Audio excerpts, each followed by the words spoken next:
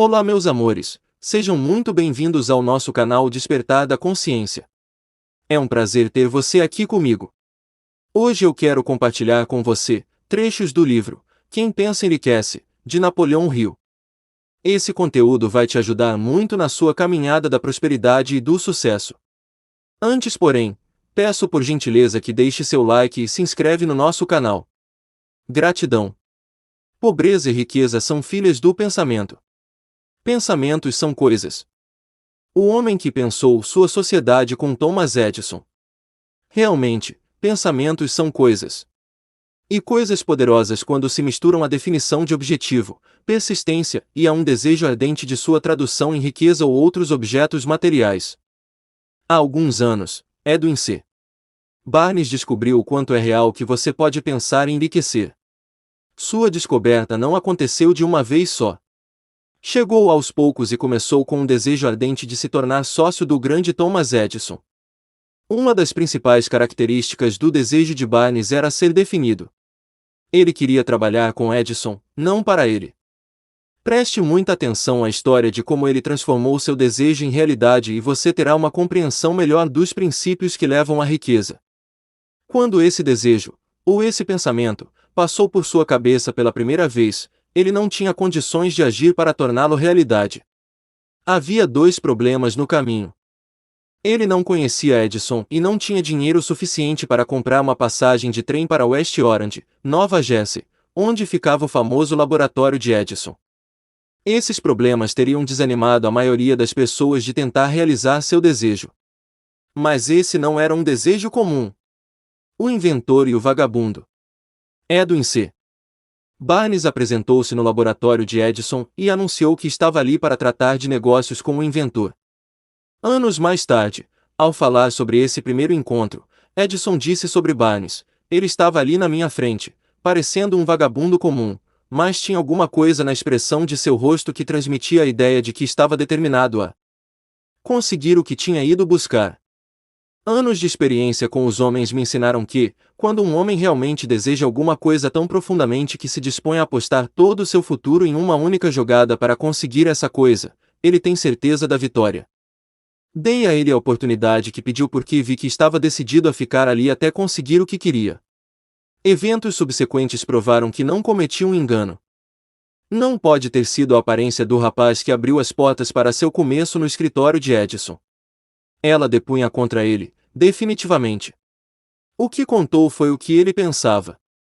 Barnes não se tornou sócio de Edison na primeira conversa. O que ele conseguiu foi uma chance de trabalhar nos escritórios de Edison por um salário bem simbólico. Passaram-se meses. Nada aconteceu para tornar mais próxima a meta que Barnes havia estabelecido como objetivo principal definido. Mas algo importante estava acontecendo na cabeça de Barnes. Ele intensificava constantemente o desejo de se tornar sócio de Edison. Psicólogos disseram com propriedade: quando alguém está realmente pronto para uma coisa, ela aparece. Barnes estava pronto para uma sociedade com Edison. E estava determinado a se manter pronto até conseguir o que queria. Ele não disse a si mesmo: ah, bom, de que adianta? Acho que vou mudar de ideia e tentar arrumar um emprego de vendedor.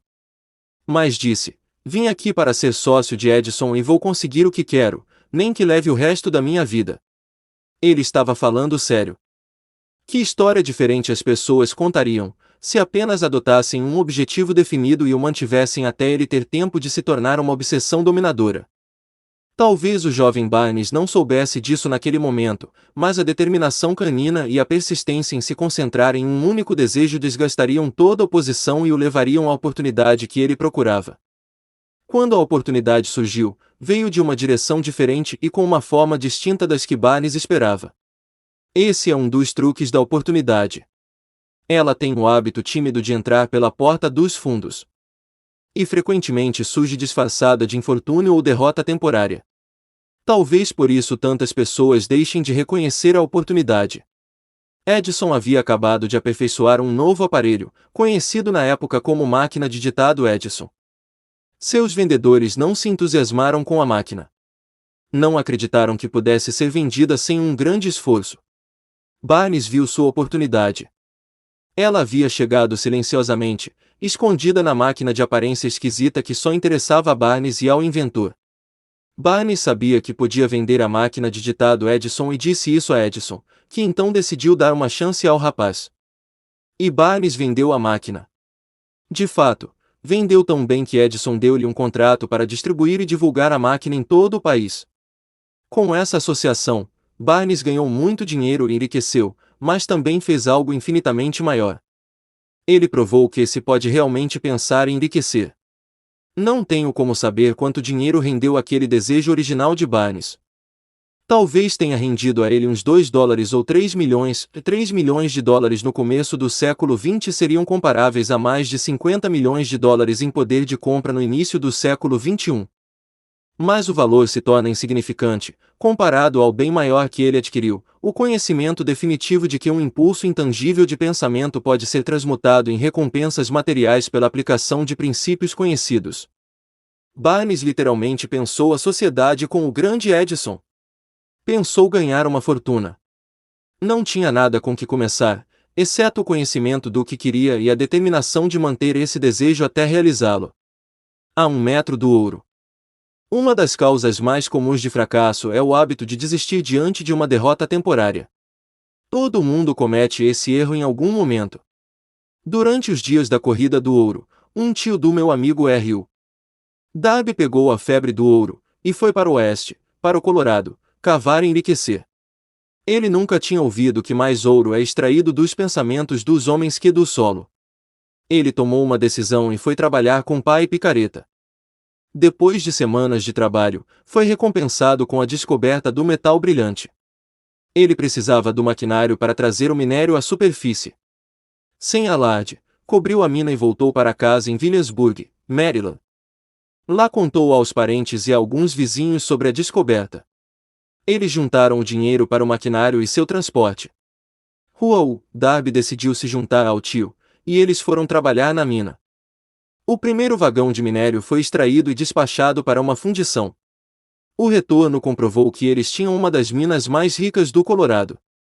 Mais alguns vagões daquele minério pagariam suas dívidas.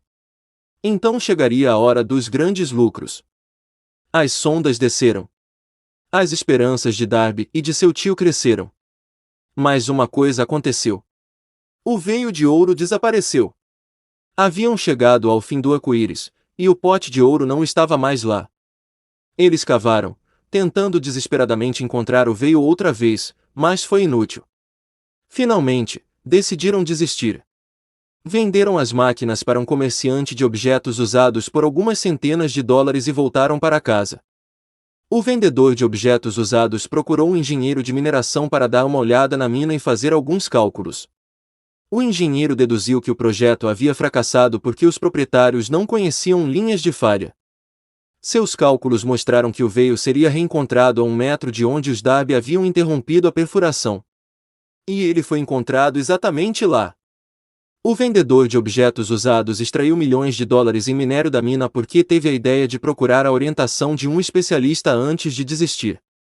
Muito tempo depois, Darby recuperou o prejuízo e lucrou muito quando descobriu que desejo pode ser transmutado em ouro. A descoberta aconteceu depois que ele se tornou corretor de seguros de vida. Sem nunca esquecer que havia perdido uma fortuna por ter parado a 1 metro do ouro, Darby lucrou com a experiência em sua nova área de atuação. Simplesmente disse a si mesmo: parei a 1 metro do ouro, mas nunca vou parar porque os homens dizem não à compra de apólices de seguro. Darby ingressou no pequeno grupo de homens que vendiam mais de $1 milhão em seguros de vida anualmente. Ele devia sua insistência, a lição que aprendeu com sua desistência, no negócio de mineração de ouro.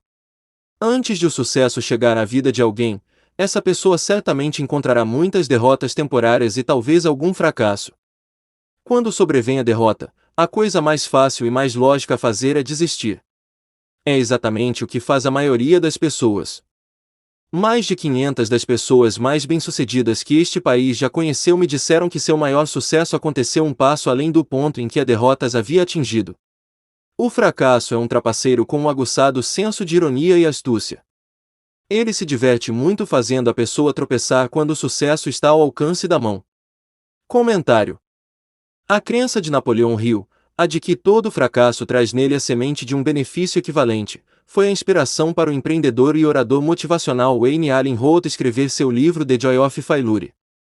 Publicado no fim da década de 1990, não só conta a história pessoal de Wayne sobre usar seus fracassos como degraus para o sucesso, como também reconta histórias de outras pessoas bem-sucedidas que provam que os ricos e famosos só chegaram a esse patamar por causa da aprendizagem com seus fracassos.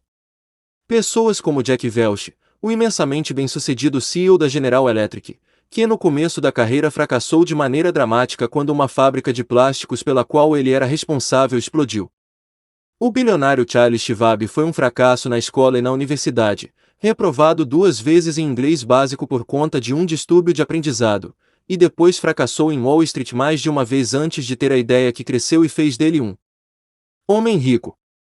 Sylvester Stallone, Bruce Willis, Oprah Winfrey, Bill Clinton, Steve Jobs, Donald Trump e muitos outros conhecidos empreendedores tiveram que fracassar para aprender as lições que, em última análise, fizeram deles sucessos.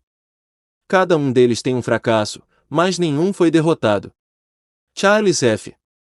Kettering, que patenteou mais de 200 invenções, inclusive a ignição do automóvel, a vela de ignição, freio para ar-condicionado e a transmissão automática, disse: desde os 6 anos de idade até se formar na faculdade, a pessoa tem que fazer 3 ou 4 exames por ano. Se é reprovada em um deles, está fora. Mas um inventor está quase sempre fracassando. Ele tenta e falha talvez 1000 vezes, se tem sucesso uma vez, é vitorioso. Essas duas coisas são diametralmente opostas. Dizemos frequentemente que nosso maior trabalho é ensinar a um funcionário recém-contratado como falhar de modo inteligente. Temos que treiná-lo para experimentar muitas e muitas vezes e continuar tentando e falhando até aprender o que vai dar certo.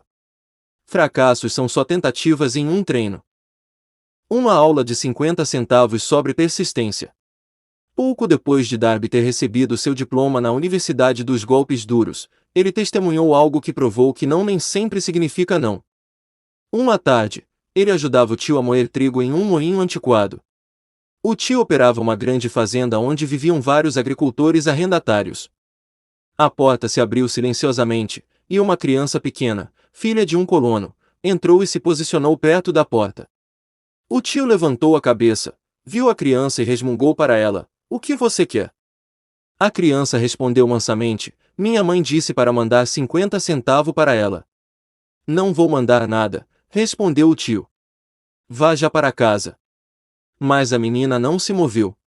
O tio continuou trabalhando, sem notar que ela não havia ido embora. Quando levantou a cabeça de novo e a viu ali parada, ele disse: "Já falei para ir para casa. Vá, ou vai apanhar." Mas ela não se mexeu. O tio soltou o saco de grãos que estava prestes a despejar no moinho e começou a andar em direção à criança. Darby prendeu a respiração. Ele sabia que o tio tinha um temperamento explosivo. Quando o tio chegou ao local onde estava a criança, ela deu um rápido passo à frente, olhou nos olhos dele e gritou a plenos pulmões: "Minha mãe vai ter esses 50 centavos." O tio parou, olhou para ela por um minuto, pôs a mão no bolso, pegou $0,5 e deu a ela. A criança pegou o dinheiro e recuou lentamente em direção à porta, sem desviar os olhos do homem que havia acabado de vencer. Assim que ela saiu, o tio sentou-se sobre uma caixa e olhou pela janela, para o espaço, por mais de 10 minutos. Estava pensando admirado na chicotada que havia acabado de levar. Darby também estava pensando. Aquela era a primeira vez em sua vida que ele tinha visto uma criança dominar deliberadamente um adulto. Como ela fez aquilo? O que aconteceu para fazer seu tio perder a ferocidade e ficar manso como um cordeiro? Que estranho poder a criança usou que fez dela a senhora da situação? Essas perguntas passavam pela cabeça de Darby, mas ele só encontrou a resposta anos mais tarde, quando me contou a história. Estranhamente, a história dessa experiência em comum me foi contada no velho moinho, no mesmo lugar onde o tio levou o golpe. Estávamos ali no velho moinho mofado, e Darby repetiu a história, que concluiu com uma pergunta: "O que acha disso?" Que estranho poder aquela criança usou que dominou completamente meu tio. A resposta para esta pergunta será encontrada nos Princípios descritos neste livro. A resposta é plena e completa. Contém detalhes e instruções suficientes para você entender e aplicar a mesma força que a criança encontrou acidentalmente. Mantenha a mente alerta e você vai saber exatamente que estranho poder ajudou aquela criança. Você pode vislumbrar o poder neste capítulo, ou ele pode aparecer na sua cabeça em algum capítulo mais adiante. Se você ficar alerta para a possibilidade, vai encontrar em algum lugar a ideia que vai acelerar seus poderes receptivos e colocar ao seu dispor esse mesmo poder irresistível.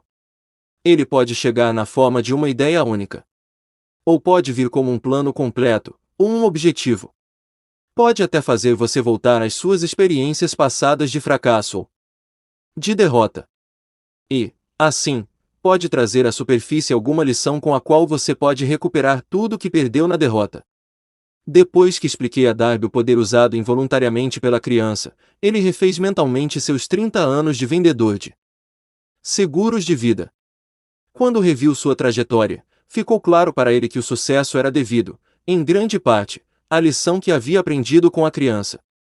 Darby assinalou: toda vez que um cliente potencial tentava me dispensar sem comprar a apólice, eu via aquela criança parada no velho moinho, os olhos brilhando desafiadores, e dizia a mim mesmo: tenho que fazer essa venda. A maior parte de todas as vendas que fiz ocorreu depois que as pessoas disseram não.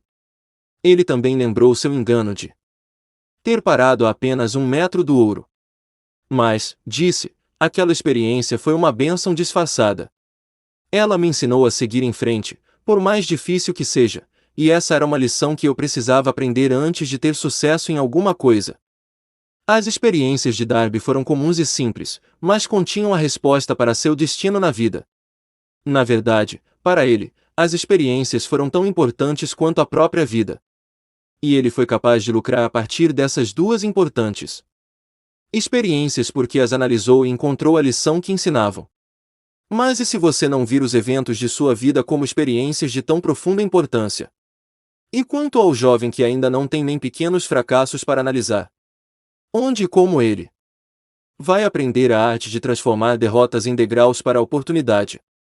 É exatamente por isso que este livro foi escrito para responder a essas perguntas.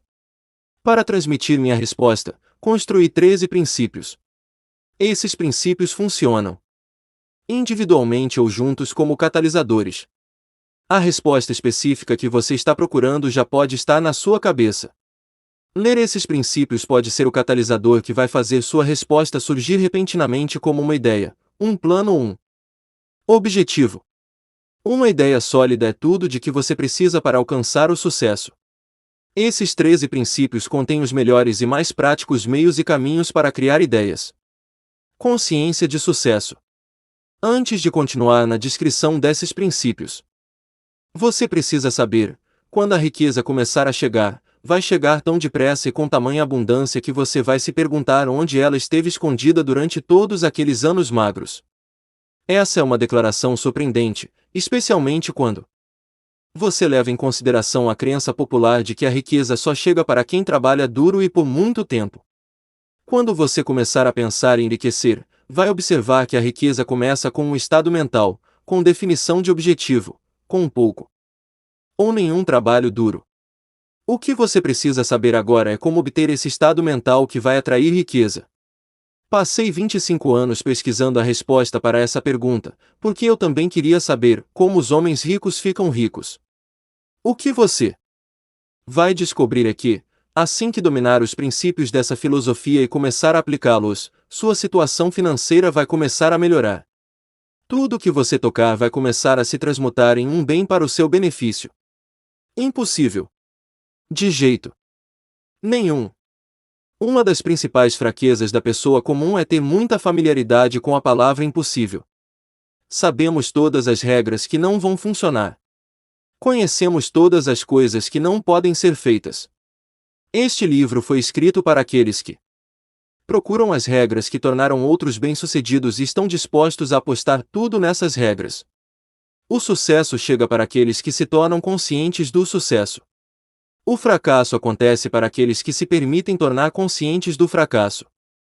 O propósito deste livro é ajudar você a aprender a arte de mudar sua mentalidade de consciente do fracasso para consciente do sucesso. Outra fraqueza é o hábito de mensurar tudo e todos por suas próprias impressões e crenças. Alguns leitores terão dificuldade para acreditar que é possível pensar em enriquecer porque seus hábitos de pensamento incluem pobreza, miséria, fracasso e derrota. Esse tipo de pensamento me faz lembrar a história do homem que chegou da China para estudar na Universidade de Chicago. Um dia, o presidente Harper encontrou esse rapaz no campus e parou para conversar com ele por alguns minutos. Ele perguntou que característica do povo norte-americano o rapaz considerava mais notável. Ora, respondeu: estudante, o formato incomum dos olhos. Tudo é uma questão de perspectiva e hábito. O mesmo é válido para sua crença no que uma pessoa pode realizar. Se você desenvolveu o hábito de ver a vida apenas de sua perspectiva, pode cometer o engano de acreditar que suas limitações são, de fato, a medida correta das limitações. O impossível motor Ford V8.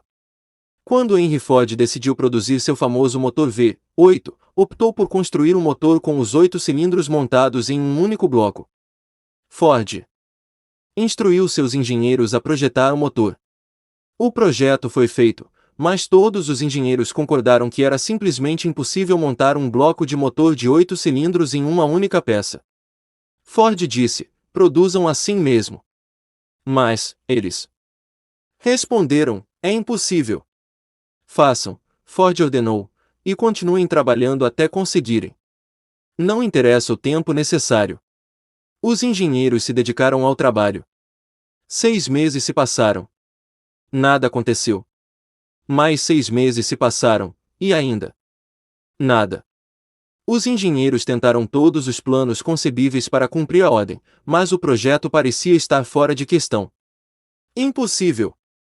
No fim do ano, Ford voltou a conversar com seus engenheiros, e de novo eles disseram que não haviam encontrado um jeito de cumprir suas ordens. Continuem, disse Ford. Eu quero e vou ter. Eles continuaram, e então, como que por um passe de mágica, o segredo foi descoberto. A determinação de Ford havia vencido mais uma vez. Henry Ford foi um sucesso porque entendia e aplicava os princípios do sucesso. Um desses princípios é o desejo, saber claramente o que você quer. Lembre-se da história de Ford enquanto continua lendo este livro. Selecione as linhas nas quais os segredos de sua estupenda realização são descritos. Se fizer isso, se conseguir identificar os princípios específicos que fizeram de Ford alguém rico, vai poder igualar suas realizações em quase qualquer vocação que você possua. Comentário para os leitores que podem interpretar as atitudes de Ford como nada mais que obstinação. Os editores ressaltam que ele empregava uma técnica que se tornou parte comum do planejamento estratégico em muitos ramos, inclusive o aeroespacial, dos computadores, da medicina e o militar. Quando lançam projetos grandes, complicados e de longo prazo, os planejadores sabem que em certos pontos do caminho vão precisar de componentes que simplesmente ainda não existem. O fato de no começo não haver um caminho para ir de A a B não os detém. Há muitas partes do projeto que eles podem começar agora, e simplesmente presumem que, quando chegarem ao ponto onde terão necessidade de uma tecnologia ou um aparelho, terão resolvido o problema de criá-los. E acertaram muitas vezes. Para colocar de maneira simples, a técnica é saber claramente o que você quer realizar, ter fé em sua capacidade e persistir até ter alcançado seu objetivo. Porque você é o senhor do seu destino. Quando o famoso poeta inglês William Henley escreveu os versos proféticos, "Sou o senhor do meu destino, sou o capitão da minha alma", ele devia ter nos informado de que o motivo pelo qual somos senhores do nosso destino, capitães de nossa alma, é termos o poder de controlar nossos pensamentos. Ele devia ter nos contado que é porque de algum jeito nosso cérebro fica magnetizado pelos pensamentos dominantes que guardamos na mente. E é como se a mente magnetizada atraísse para nós as forças, as pessoas e as circunstâncias de vida que estão em sincronia com nossos pensamentos dominantes. Ele devia ter nos contado que, antes de podermos acumular riqueza em grande abundância, temos que magnetizar a mente com um intenso desejo por riqueza. Temos que nos tornar conscientes do dinheiro, até o desejo por dinheiro nos levar a criar planos definidos para adquiri-lo. Mas, sendo um poeta, Henley contentou-se em estabelecer uma grande verdade de forma poética, deixando para os que o seguiam a interpretação do significado filosófico de seus versos. Pouco a pouco a verdade se revelou, até eu saber com certeza que os princípios descritos neste livro contêm o segredo do domínio sobre nosso destino econômico. Princípios que podem mudar seu destino. Agora estamos prontos para examinar o primeiro desses princípios, e enquanto o examinamos, peço que você mantenha a mente aberta. Enquanto ler, lembre-se de que esses princípios não foram inventados por mim. Nem são invenção de ninguém. Esses princípios funcionaram para milhões de pessoas literalmente. Você também pode colocá-los para trabalhar para você e para seu próprio e duradouro benefício. Vai descobrir que não é difícil, é fácil. Há alguns anos, fui o patrono da turma da Salem College em Salem, Virgínia Ocidental.